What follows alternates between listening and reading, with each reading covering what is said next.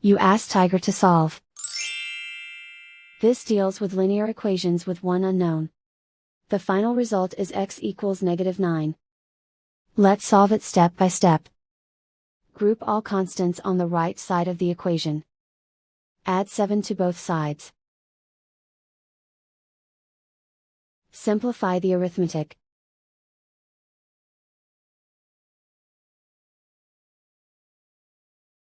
Isolate the x.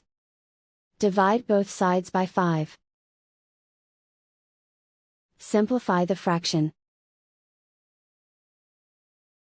Find the greatest common factor of the numerator and denominator.